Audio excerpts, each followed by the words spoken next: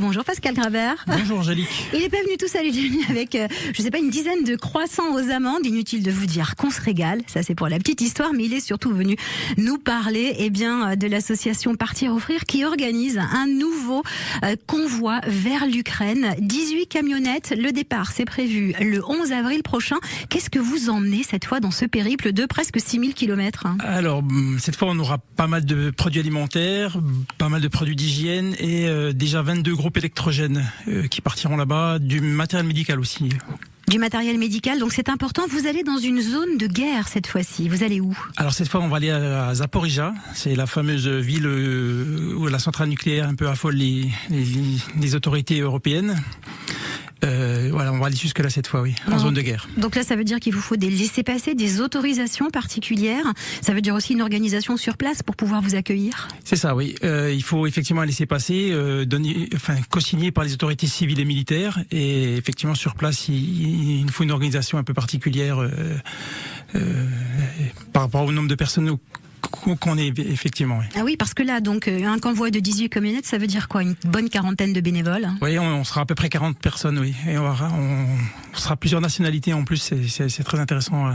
Bien sûr. Alors, 16 camionnettes qui partent de France, déjà chargées. Vous commencez déjà à rassembler parce que les dons affluent de la France entière. Oui, c'est ça. Alors, sur les 16 camionnettes de France, il y en a 3 qui arriveront du Gers, une de Vendée et les autres de la région ici. Et les chauffeurs viennent d'Alsace, de Lorraine, de Vendée, de Gers, enfin, d'un petit peu partout. D'un petit peu partout, oui. D'un petit peu partout. Et vous récupérez, lorsque vous partez en passant par la Pologne, 2 autres camionnettes qui seront chargées, voilà, elles aussi, et qui donc finiront le trajet avec vous.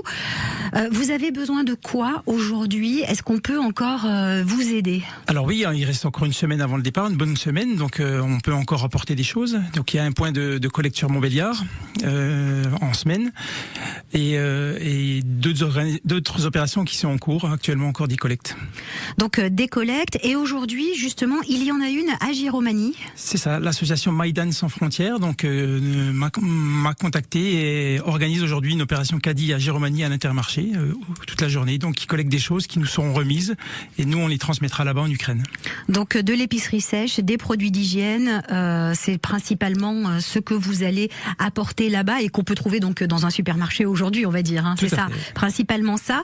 Après ce convoi-là, vous en avez déjà un autre en prévision pour le début du mois de mai. C'est ça, on projette de repartir le tout début mai, effectivement, parce que voilà, il est probable qu'il y ait encore des choses qui vont arriver et puis qu'on devra emmener sur place, oui.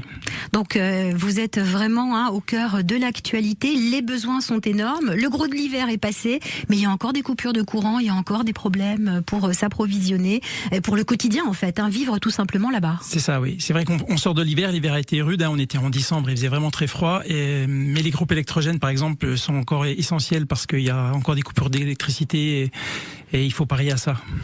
Donc c'est très important. On veut vous aider, on peut vous contacter comment, Pascal Grabert? Alors on a une page Facebook qui est très active, qui s'appelle Partir Offrir. On a un site internet en construction. On a acheté dans le domaine, mais il faut qu'on s'y mette.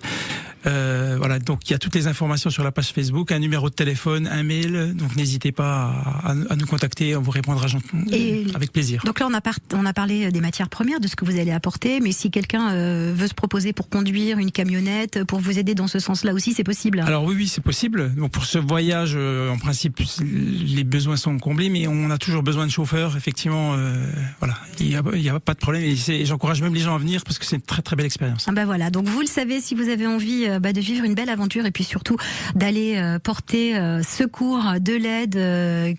Quelle qu'elle soit, pour ces convois, donc avec l'association Partir Offrir à destination de l'Ukraine, vous pouvez les contacter. N'hésitez pas, page Facebook, vous trouvez tous les contacts et toutes les bonnes volontés sont les bienvenues. Merci beaucoup, Pascal Grabert. Merci beaucoup. Merci à très bientôt. Merci, au revoir.